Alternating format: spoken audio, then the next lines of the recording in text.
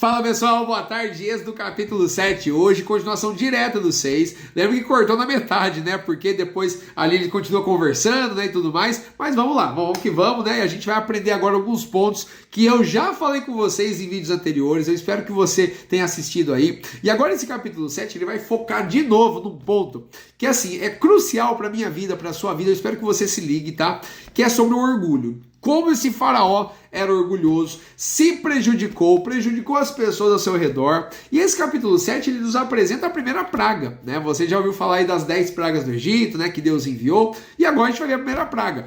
Tudo por conta de um coração endurecido, né? Que por conta do pecado, por conta desse orgulho, simplesmente vai afetar aí muitas e muitas pessoas, né?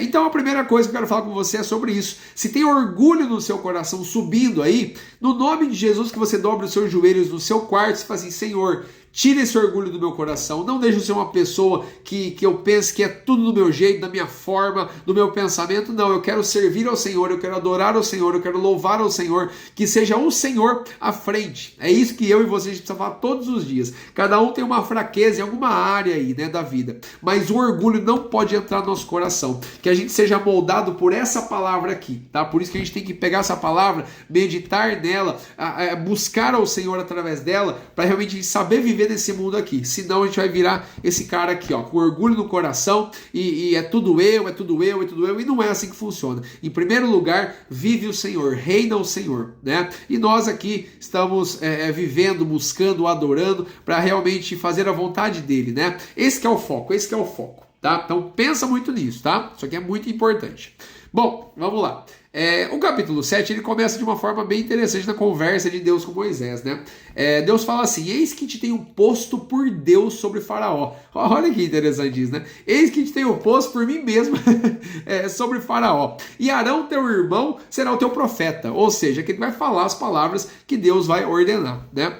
E aí você pensa uma coisa, né? Que se você pular lá do versículo 7, você vai ver assim, e Moisés era da idade de 80 anos, de 83 anos era Arão.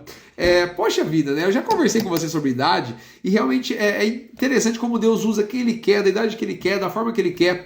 E uma coisa que eu fiquei pensando, será que na terra de Gósen não tinha uma pessoa, um homem, aquele, né, que ia, sabe, aquele forte, alto, que ia liderar, que era corajoso, que queria enfrentar Faraó? E na minha cabeça eu penso assim, que tinha muitas pessoas assim. Só que Deus não usa essas pessoas. E olha só como a história se repete lá na frente com o rei Davi, né?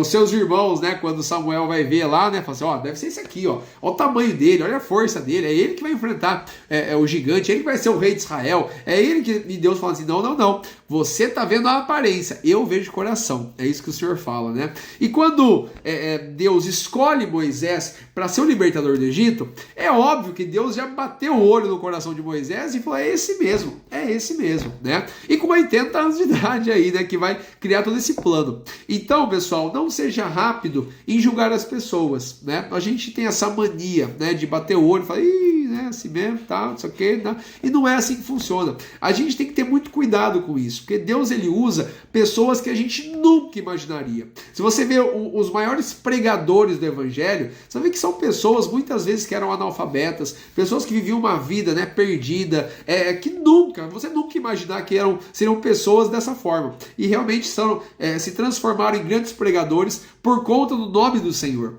E a gente vê em toda a Bíblia, né, tantos personagens, tantas situações, né, os próprios discípulos mesmo, né, pescadores ali, que você fala, meu Deus, né, tinha tanta gente que poderia ser, mas não, o Senhor escolheu eles, né.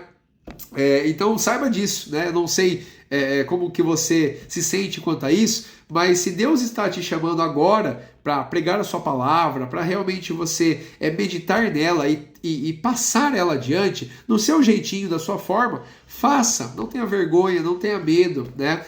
Tenho certeza que se você fizer de todo o seu coração, o Senhor vai te abençoar, o Senhor vai te usar e você vai conseguir visualizar o Senhor na sua vida, né? Do seu jeito, da sua forma, mas que seja a verdade, que seja a palavra de Deus, a verdadeira, tá bom? Muita gente tem esse medo, não não vou falar não, porque tem muita gente já que fala, tem muita gente que faz, tem muita gente que não. A palavra de Deus é para todos. Então, se você abre os olhos e você medita essa palavra aqui, você sente no coração aquela ardência de que você quer transmitir essa palavra, vai, fala, faça, publique fotos, vídeos, faça stories, faça lives, faça o que você achar melhor, mas pregue a verdade. Pregue somente a verdade. E sempre, todos os dias, peça sabedoria ao Senhor, tá? Do seu jeitinho, Ele vai te usar, tá bom? Então vamos lá, vamos continuar, né? Bom, e aí continua, né? E Deus já fala, olha, vocês vão para Faraó de novo, ele vai negar, ele não vai deixar ir, ele vai endurecer o coração, né? Aquela história toda de novo, Deus já dá todo o spoiler, né? Mas eles vão, né? E aí o que acontece? Vai começar agora os sinais, né? Lembra que Deus tinha apresentado para Moisés, né, os sinais da vara que virava serpente, né? Da mão leprosa e tudo mais, né? Bom, chegou até lá, Faraó não deixou de novo, né? E aí Moisés e Arão fazem o primeiro sinal, né? Olha só ali no versículo 10. Eles entraram na presença de Faraó, lançou Arão a sua vara olha só, diante de Faraó e diante dos seus servos, então tinha mais pessoas olhando, né? E também dá-se a entender que tinha outras pessoas ali ao redor, e a vara de Arão se tornou em serpente, né? Só que aí no versículo 11 acontece o seguinte, Faraó também chamou os seus sábios encantadores, os seus magos, e eles fizeram a mesma coisa, tá? Versículo 12, cada um, né, deles lançou a sua vara e tornaram-se em serpentes, né? Mas, olha o detalhe, a vara de Arão tragou as varas deles, né? E diante disso, no versículo 13, porém o coração de Faraó se endureceu ainda mais, como o Senhor já tinha falado, né? Então, basicamente é assim, Arão lançou a sua vara, a vara se transformou em serpente, beleza, né? Milagre do Senhor. E aqueles magos, né, entre aspas, fizeram a mesma coisa, né? Transformaram-se em serpentes também. Poxa, mas então quer dizer que as trevas têm poder? Tem um poder muito limitado, né? Por permissão de Deus, eles têm um poder limitado, um poder enganador, né? Porque nós sabemos que o pai da mentira, ele tem esse pequeno poder. Mas em toda a Bíblia, né, em todos os momentos, você vai ver que Deus sempre vence, né? Na história de Jó, na tentação de Jesus com o diabo, né? No próprio livro de Apocalipse, né? O jogo termina ali, né? E a vitória é do Senhor Jesus, né? Não tem poder das trevas, não tem nada que consiga vencer o Senhor. Essa que é a questão, tá? A vitória já é nossa. Se você crê nisso, se você crê no Senhor em todo o seu coração, a vitória já é sua. Só que você precisa honrar a palavra de Deus, você precisa honrar tudo que eles viveram, né, para chegar até onde nós chegamos hoje, né, o que os discípulos fizeram para essa palavra estar aqui nas nossas mãos, né, para a mensagem ter chego, o sacrifício do Senhor Jesus por mim e por você. Então a gente tem que honrar isso, para a gente vencer com ele lá no final, tá bom? Então honra ao Senhor de todo o seu coração, tá? Mas as trevas não têm poder maior que Deus não, tá bom? Pode ficar tranquilo quanto a isso.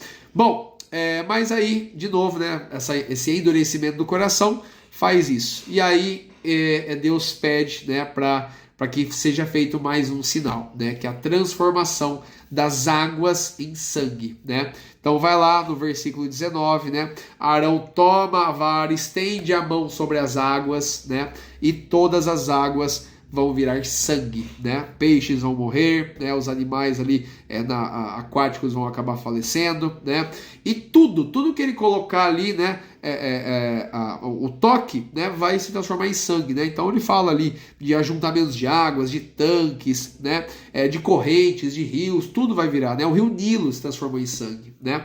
Só que aí, mais uma vez, né, os magos foram lá e fizeram a mesma coisa, só que de uma outra forma, né? Não sei de onde que eles pegaram a água para transformar, mas aí foi de uma outra forma, bem menor, né? Nem se compara ao poder do Senhor, né? E aí, como que eles acharam água? Os egípcios tiveram que cavar poços até achar água, ou seja, tiveram que trabalhar, né? Enquanto lá na terra de Gósen, o pessoal estava com água lá, né? Porque o povo do Senhor é protegido, né? O povo do Senhor é separado aí. Então isso é muito interessante, né? Mas, versículo 23, nem ainda assim o faraó aliviou seu coração, né? Olha só, em 7 dias o rio ficou daquele jeito. Pessoal, só para vocês entenderem, tá? De novo, o orgulho, ele prejudica você, ele prejudica as pessoas ao seu redor, ele destrói e ele acaba gerando grandes consequências. Mas se você voltar o seu coração para o Senhor, humildemente, buscá-lo de todo o seu coração, né? Dobrar os seus joelhos, falar com Ele, com certeza Ele vai ouvir dos céus, vai sarar a sua terra e vai aliviar os seus dias aí, tá bom? Esse é o foco do capítulo 7. Nos vemos no 8, hein? Um grande abraço, Deus abençoe.